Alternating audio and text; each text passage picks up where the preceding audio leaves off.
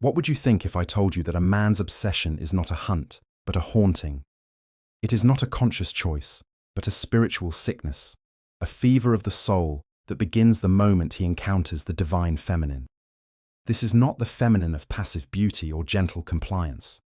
This is the archetype of the woman who has journeyed into her own underworld and returned whole. She carries the quiet authority of one who has integrated her light and her shadow. And when a man who has lived his entire life on the surface, a man fragmented, alienated from his own emotional core, crosses her path, his reality does not just bend, it shatters. The first stage is not desire, it is disruption. He first notices her not for what she does, but for what she doesn't do. She doesn't compete for his attention. She doesn't fill silences with nervous chatter. She doesn't seek his validation with flattering laughter. Your quiet self-possession is a psychic anomaly in his world, a world built on the predictable transactions of the ego. He is accustomed to women who are a reflection, who subtly adjust their energy to accommodate his. But you are not a reflection, you are a source. Your energy emanates from a deep, internal wellspring of self-knowledge, and it does not ask for his permission to exist. This is profoundly unsettling for him. His masculine ego, the part of him that navigates the world through control and conquest, has no tools to engage with you. He cannot charm you with his status because you are unimpressed by the superficial. He cannot conquer you with his logic because you operate from a place of deep intuition. He cannot save you because you are not a damsel in distress. You are the sovereign of your own inner kingdom. You do not need him, and this lack of neediness becomes the hook upon which his entire psyche is snagged. He feels an irresistible pull, a curiosity so intense it borders on pain. He is not yet obsessed with you. He is obsessed with the mystery you represent. You are a locked door, and he, a lifelong locksmith, is suddenly confronting a lock for which he has no key. According to the psychologist CarlJung, this is the moment of a powerful Anima projection. You have become the external embodiment of his own lost soul, his inner feminine principle that holds his capacity for creativity, meaning, and true connection. He looks at you, and his unconscious mind screams with recognition. It is a homecoming to a place he has never been. This initial stage is one of constant, low-grade confusion and magnetic fascination. He will find himself thinking of you at odd hours. He will replay your conversations, analyzing not what you said, but the space between your words, the unsettling peace in your presence. He feels drawn to a fire he does not understand, knowing only that its warmth is something he has been cold without his entire life. This is not a game of attraction. This is the beginning of an archetypal possession. His soul has recognized a catalyst for its own transformation, and the ego is about to be dragged kicking and screaming into the most terrifying and necessary war of its life. The ego, faced with a phenomenon it cannot conquer, does the only thing it knows how to do. It attempts to dissect it. Thus begins the second stage, intellectualization. The initial, almost magical sense of disruption gives way to a cold, focused analysis. The obsession is no longer a passive haunting, it becomes an active project. He ceases to simply experience you and begins to study you. You are no longer a person. You are a problem to be solved, a code to be cracked. His mind, the instrument that has brought him success and control in every other area of his life, is now weaponized against the mystery of your being. You will notice this shift in his engagement. The conversations become interrogations disguised as curiosity. He will ask probing questions about your past, your beliefs, your solitude, not in an effort to connect, but in an effort to gather data. He is a psychic cartographer, trying to map the uncharted territory of your soul so he can claim it. He will analyze your words, your choices, even your silences, searching for patterns, for a system, for the underlying logic that must explain your power. He might provoke you subtly, testing for a reaction. He is searching for the crack in your composure, the chink in your stoic armor. If he can make you jealous, angry, or needy, he can reduce you to a familiar category. He can label you, file you away, and thus neutralize the threat you pose to his ordered world. This is the ultimate act of the terrified masculine ego. It is an attempt to dissect a butterfly to understand its flight. He cannot comprehend that your essence is not a thing to be understood, but an energy to be felt.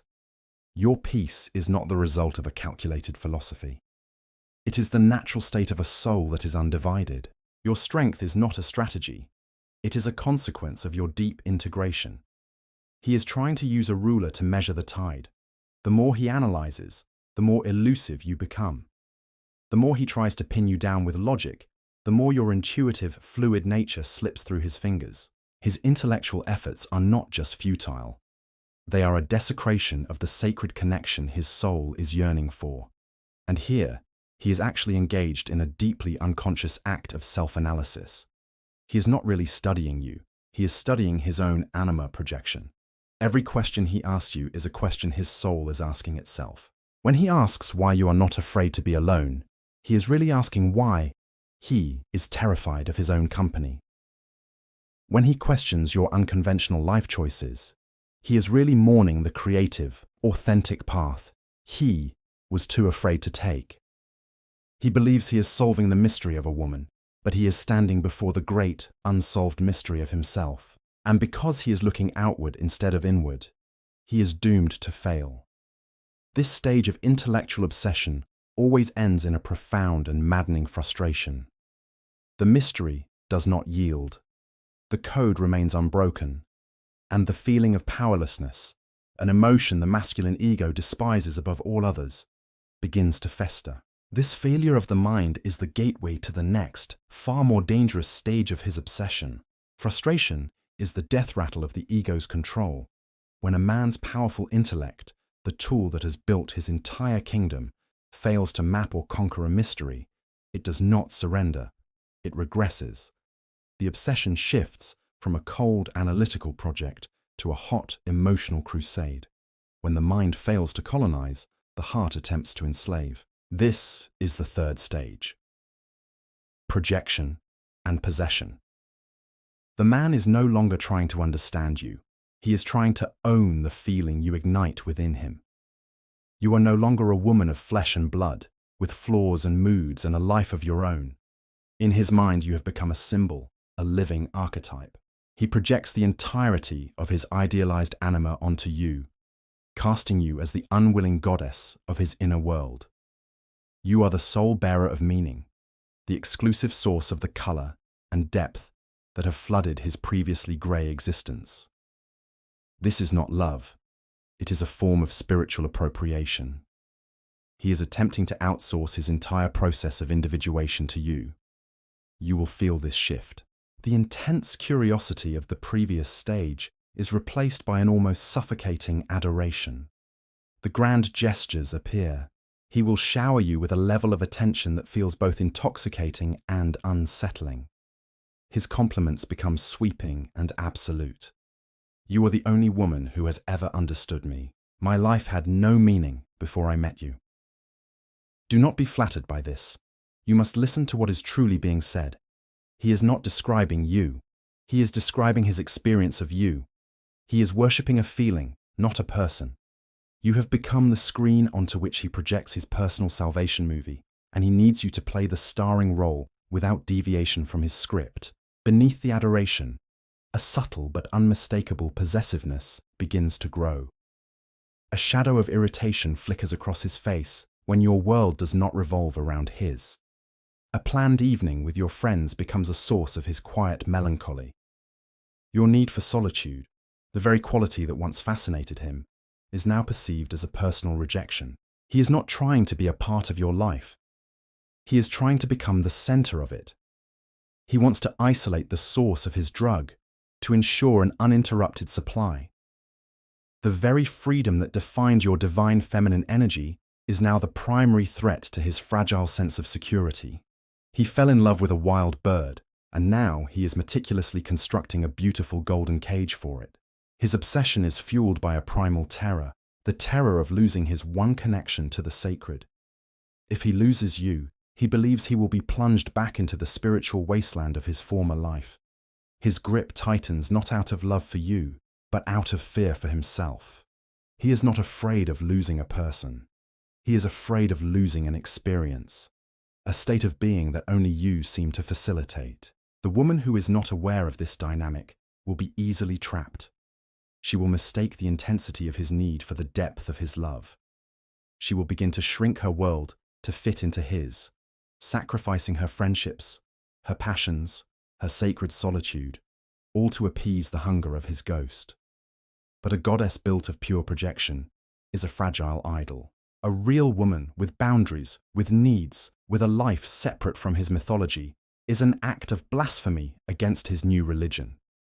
The moment you assert your own sovereign humanity is the moment the goddess shatters. And what a man does when his goddess falls from the pedestal is the most revealing and dangerous moment of all. When the goddess reveals she has a will of her own, the worshipper does not question his faith. He condemns the stone. The moment you assert a boundary, express a need, or simply exist outside the confines of his perfect projection, his entire inner world collapses. This collapse triggers the fourth and most venomous stage of his obsession: devaluation and demonization. His adoration does not fade. It curdles into accusation. The psychic energy that once elevated you to the heavens now seeks to cast you down into the abyss. This is not a gradual disenchantment. It is a violent and immediate reversal, an act of brutal psychic self-preservation. You will experience this as a dizzying form of emotional whiplash. The very qualities he once praised as evidence of your divinity are now twisted into monstrous flaws. Your self-possession, which he once called strength, is now framed as arrogance and narcissism.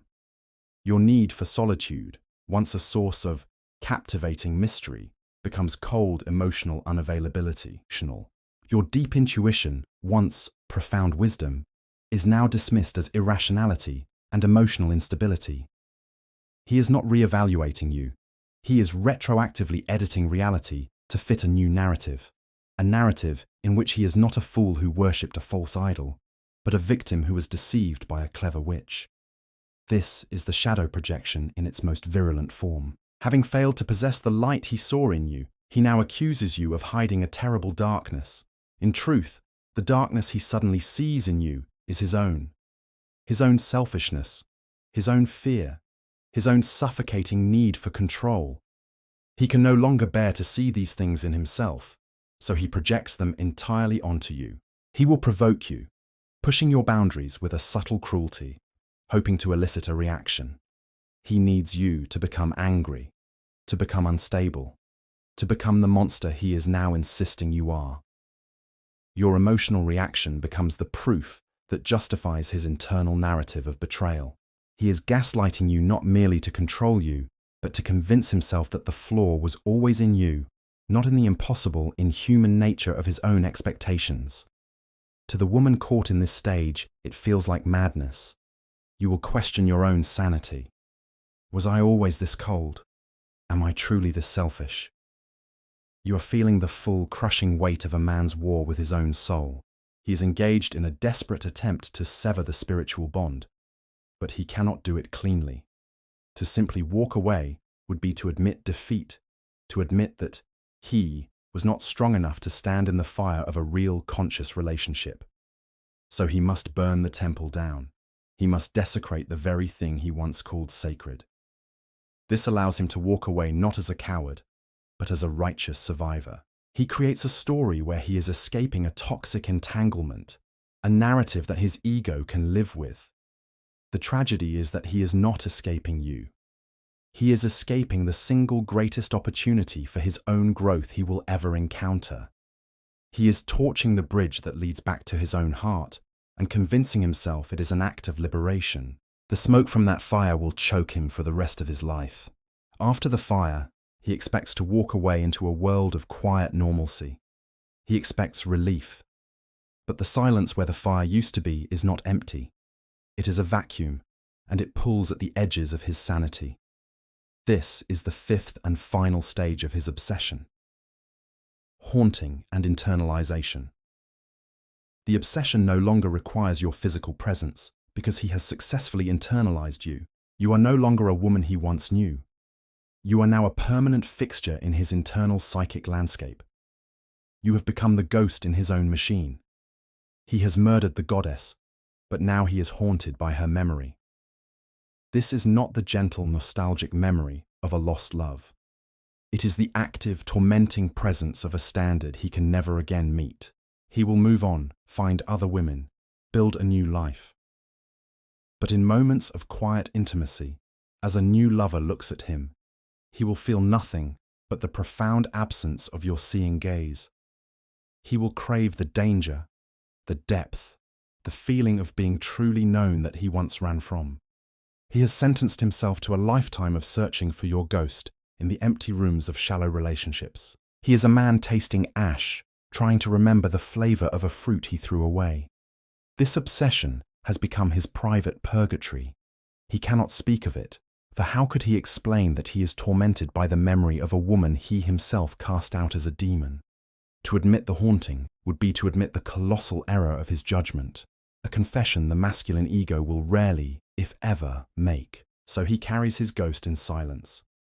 The divine feminine, which he once encountered as an external force of nature, has now become a permanent, internal principle of his own lack. He is forever bound to the archetype he tried to destroy. The great tragedy is that he came so close to integrating this energy, to becoming a whole and conscious man, but he failed the test. And his obsession is the long, lonely shadow cast by that failure. And what of you? Where are you in his lonely drama? You are gone. Not in body, but in spirit. The woman he knew, the one who was the object of his intense, chaotic obsession, no longer exists. His journey, with all its sound and fury, was merely a storm you had to weather. And a storm does not define the mountain. It merely reveals its strength. While he is trapped in the looping narrative of his own regret, you have continued your journey. You took the fire he tried to burn you with and used it to forge the final, unbreakable core of your own sovereignty. You no longer need to be seen by anyone because you have mastered the art of seeing yourself. You understand that his obsession was never about your worth. It was about his emptiness. His adoration was not a gift, it was a burden. His rage was not your fault, it was his terror. You see his story now with a distant, almost divine compassion. The compassion one feels for a soul that chose its own prison. But you do not visit him there. Your peace is too precious, your freedom too hard won. The ghost that haunts him has no power over you, because you are not a ghost. You are a living, breathing woman, whole and holy, walking in the sunlight of your own hard-earned self-love.